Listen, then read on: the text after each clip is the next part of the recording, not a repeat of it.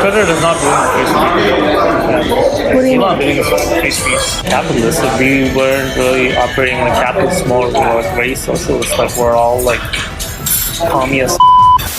I am a black, gay, immigrant woman. The first of all three of those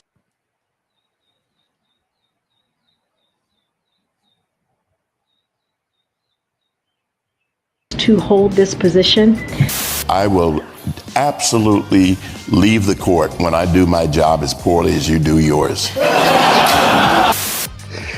The White House press secretary office got a new press secretary. The first day was a little bit rough. Clarence Thomas made a funny joke, and also Project Veritas went undercover again and got some Twitter employees to say some things that I'm sure they now regret. All that and more coming up on this episode of Daily Caller Live. My name is Jobob. Daily Caller Live starts right now. 3, 2, 1. Here we go! That might be the only brown guy on earth named Jobob. That is actually her name, Jobob. Live from the dingy bunker, completely cut off from the outside world, except for you fine folks. My name is Jobob. This is Daily Caller Live. Thanks so much for tuning in on today. It is May 17th, year of our Lord 2022. Brand new you in 22. Brand new Twitter owner in 2022, hopefully. Got some really interesting undercover stuff from Project Veritas. James O'Keefe, our friends over at Project Veritas, got some really good undercover footage. The press secretary is new, yes, as of yesterday, and had a rough start. And also Clarence Thomas made some jokes. Jeff Bezos is apparently more based than we thought. I don't know. But I want to start with this. This is the Twitter employees getting caught under... Not caught. I don't know if is caught the right word? Caught on camera saying some pretty interesting things about the internal workings of Twitter. The Project Veritas is probably the best outlet when it comes to these sorts of things. But James O'Keefe over there at Project Veritas is doing some great undercover work. They were the guys that caught the Antifa teacher in Sacramento. What did he say? I've got 180 days to radicalize these students. They got Van Jones talking about the Russia Gate being a big nothing burger, among many other things. Oh, the vaccine people, the Pfizer people caught undercover too. So a lot of interesting stuff. Now, Project Veritas came out with a brand new video about Twitter employees. Holy cow. So apparently Twitter employees are a little bit more biased than they've claimed. Twitter, so you know, has been claiming that they're down the middle. We're not doing anything in particular. It's been obvious that has been a lie, but finally, somebody from Twitter has been talking to James O'Keefe and Project Veritas about how not unbiased they are. Watch these clips. These are fascinating to see. Again, caught undercover. We'll break it up and talk about it. Let me know in the comment sections what you think and how you think about these clips. Again, caught undercover. Twitter employees talking about what they actually think behind closed doors. Watch this. Twitter does not ruin free speech. What do you Elon mean? doing is free speech. Capitalists, if we weren't really operating in a capitalist mode, we were very socialist, like we're all like communists. Ideologically, it does not make sense, because we're actually censoring the right, not the left. So if everyone on the right wing will be like, bro, it's okay to say, just gotta tolerate it. The left will be like, no, I'm not gonna tolerate it. I need it censored, or else I'm not gonna be impactful. So it does serve the right. It's true, there is bias. I don't know if the two parties can truly coexist on one platform. So there's a couple things that were said there that I thought were interesting that I think we should talk about. The guy right here on the screen, I think later on in the video we'll see that he says, I'm more of a free speech person, but this is how the internal workings of Twitter work. What he was saying is that people on the right side of the aisle generally tend to think, if you disagree with somebody, they still have to have the opportunity to say it. While people on the left, which again, this should come as a no surprise to anybody, but people on the left said, no, I need that censored. I need it censored right now. I cannot handle all the free speech going on right here. I don't know what that little voice was.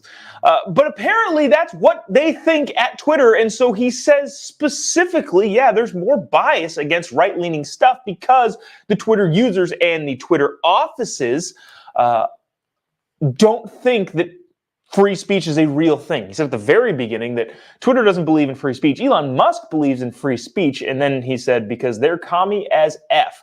Watch this as this continues to go. We'll stop it intermittently and have some more conversations. Again, let me know in the comment section what you think about this. Check out more from this Project Veritas video.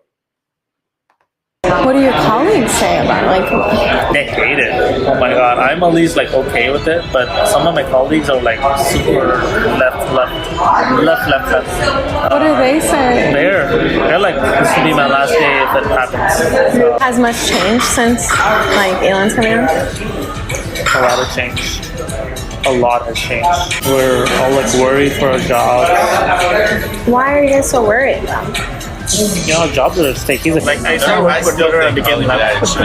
I think it's just like the environment. Like you're there, you become like calm. We did all we could to like revolt against it. A lot of employees revolted against it. But at the end of the day, board of directors have a say, and then they acted on their best interest because they didn't want to get sued. So, okay, so just a couple things to quickly clear up, because I think the next clip is actually fascinating about the actual goings-ons of the office. But that guy was saying, yeah, Twitter employees are scared for their jobs.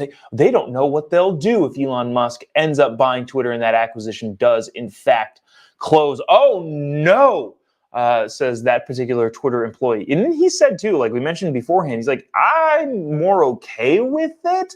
But some people are just outraged. Now, the next clip, they kind of get into talking a little bit about the actual work culture and what they do there at Twitter.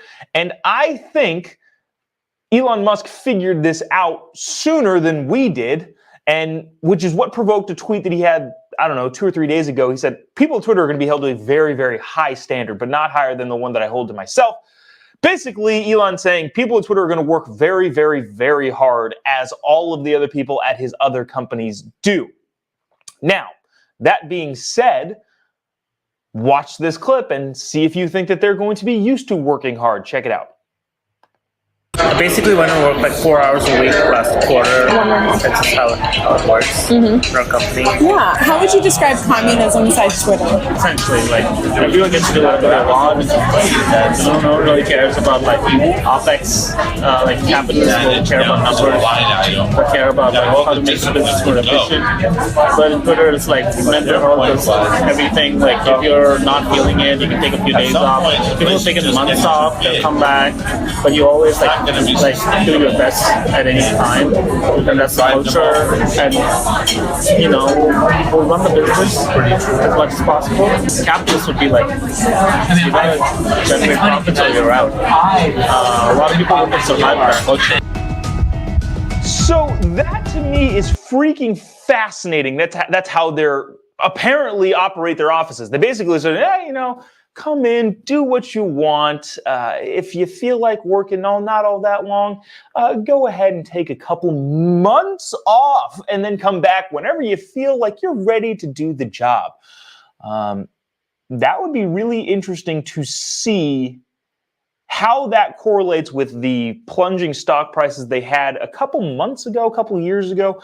Twitter has not been super profitable. Their revenue has not been great. Actually, I'm not even sure if they're profitable at all. Their revenue stream has been subpar.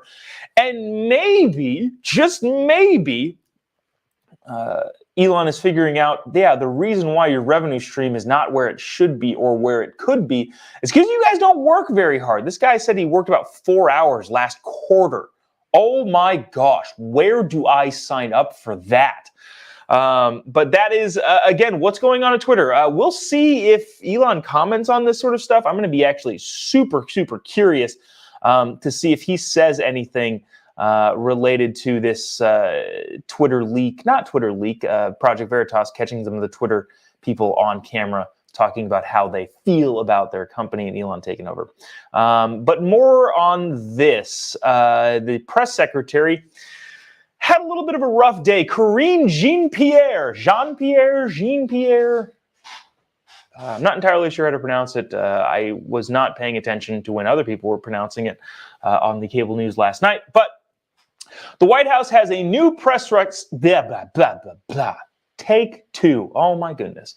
The White House has a new press secretary, and it was a little bit of a rough day. Now, I want to play this clip first to get this out of the way before we get to Peter Ducey's question. This is a thing that I don't know why people care about so much.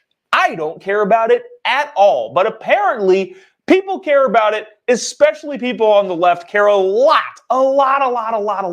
about being the first black lesbian immigrant. It doesn't matter to me. Are you good at the job or are you not good at the job? But watch this clip. This is from the brand new press secretary of the White House on her first day. I am obviously acutely aware that my presence at this podium represents a few firsts. I am a black, gay, immigrant woman, the first of all three of those to hold this position. I would not be here today if it were not for generations of barrier-breaking people before me. I stand on their shoulders.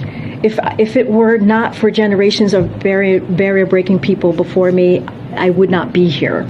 But I benefit from their sacrifices. I have learned from their excellence, and I am forever grateful to them. Representation does matter. You hear us say this often in this administration, and no one understands this better than President Biden.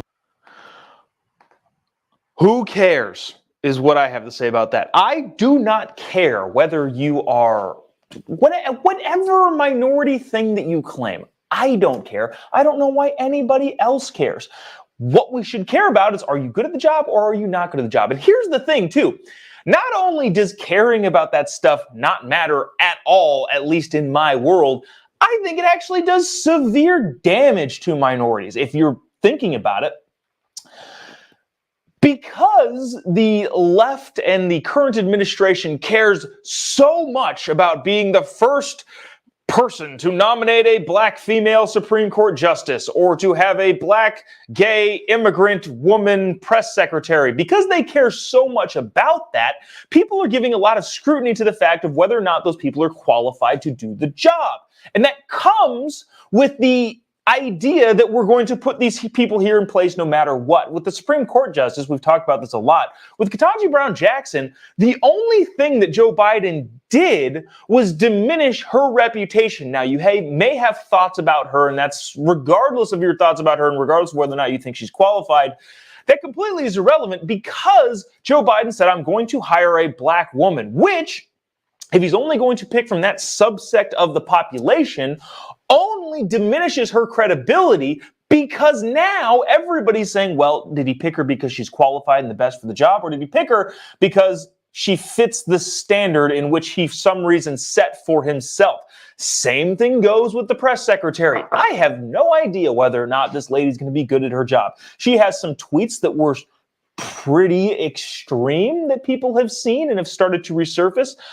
She's called the United States a racist place. She was very, very critical of the race relations after the George Floyd incident.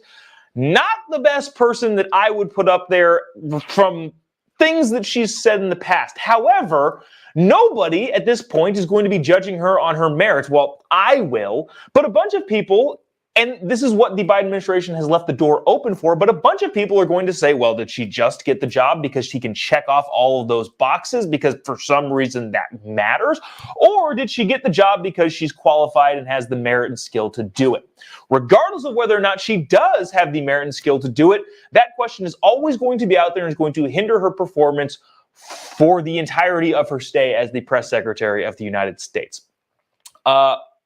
With that, let's get to a question asked by Fox News' Peter Ducey. Actually, I think that's Peter Ducey. I listened to it and it sounded like him. I don't think there's actually any visual of it, but here is the press secretary on her first day getting rattled by a tough question. Watch this.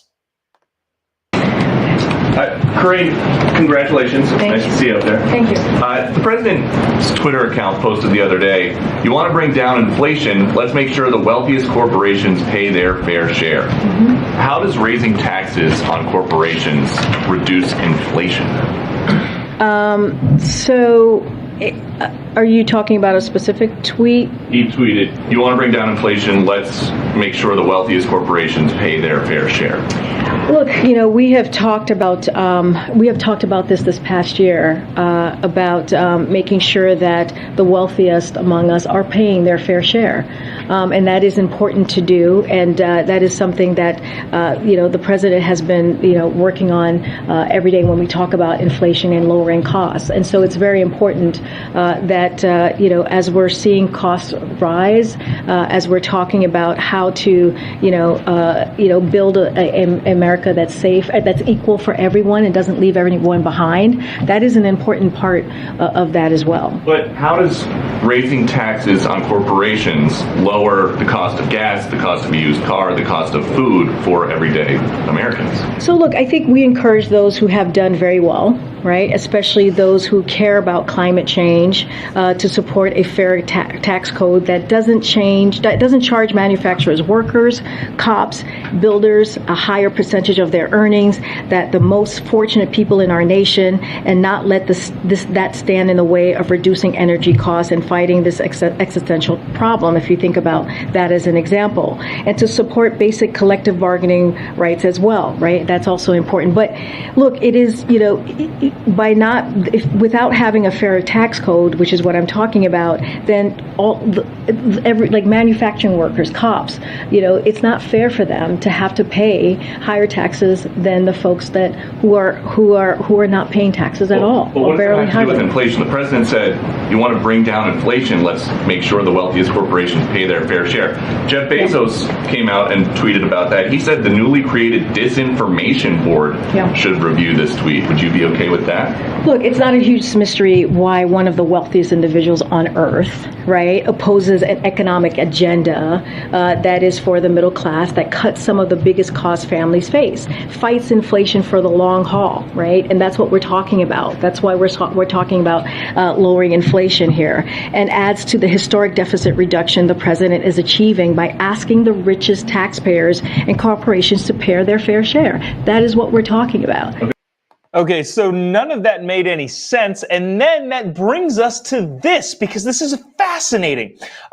This is Jeff Bezos, who apparently, I assume, well, not I assume, but Jeff Bezos has been on like the woke brigade, has been coming after the president. That tweet that was mentioned there, the newly created disinformation board, we brought it up yesterday. Jeff Bezos tweeted, raising corporate tax is fine to discuss. Taming inflation is critical to discuss. Mushing them together is just misdirection. Then yesterday, he went on to tweet, because the White House put out a statement on what he said. Jeff Bezos went out to tweet, look, a squirrel. This is the White House's statement about my tweets. I'm not going to read the full statement. They understandably want to muddy the waters. They know inflation hurts the neediest the most, but unions aren't causing inflation, and neither are wealthy people. Remember, the administration tried their best to add another $3.5 trillion to the federal spending. They failed, but if they had succeeded, inflation would be even higher than it is today, and inflation is at a 40-year high. Again, did anybody have, I'm stealing this joke from, Brett Cooper, I think, said this. Did anybody have based Jeff Bezos on their 2022 bingo card? I don't think so at all. Jeff Bezos 2 days ago tweeted, in fact, the administration tried hard to inject even more stimulus, like we just said, into an already overheated inflationary economy, and only mansions saved them from themselves. Inflation is a regressive tax that most hurts the least affluent. Misdirection does not help the country. Dude, what? What is happening? Woke Jeff Bezos, who owns the woke Washington Post, apparently understands inflation and is hitting the president for it. Now, I don't want to categorize Jeff Bezos into an entirely lefty category, because I don't really know where he stands on all of the specific issues. Socially, I think he's been pretty pretty hip to the woke crowd. But at the same time, what is happening, dude? Again, did anybody have based Jeff Bezos happening this year? I don't know. But speaking of basedness, I want to get to this. Oh shoot, there we go. I want to get to this. Did you see this Clarence Thomas clip? Oh no, we're frozen. It's the deep state. Watch this Clarence Thomas clip from yesterday where he's talking to a group of students where I'm not entirely sure where they are, but he's talking about the Supreme Court and the media. Watch this. This is just a funny little joke to end it on. I hope this thing plays because we've been having some technical difficulties this morning. Watch this. One of the things I say in response to the media is when they talk about, or especially early on, about the way I did my job, I said, I will absolutely leave the court when I do my job as poorly as you do yours. And that was meant as a compliment, really. I think we've neglected this side of the room. Oh, gosh. All the way over here, yes. It really is good to be me. It really is.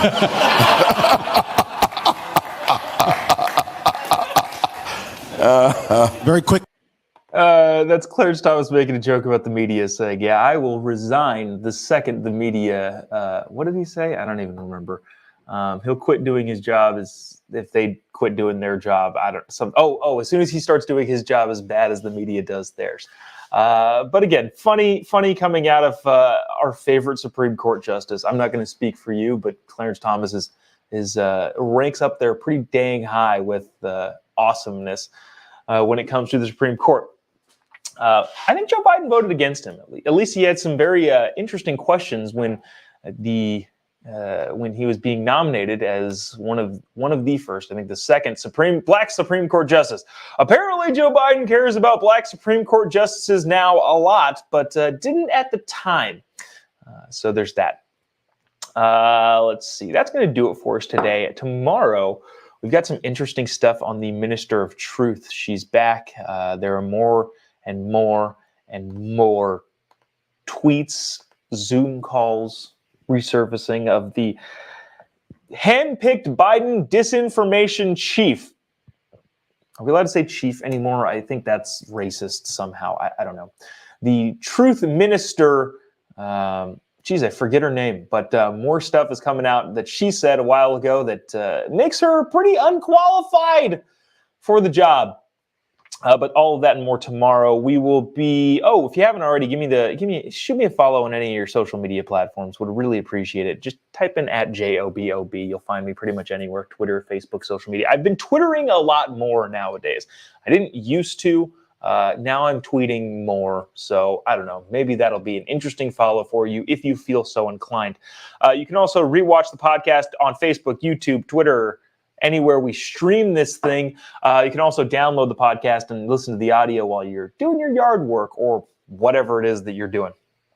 And with that, we will see you tomorrow. Same time, same place in the dingy bunker. See you then. God bless America.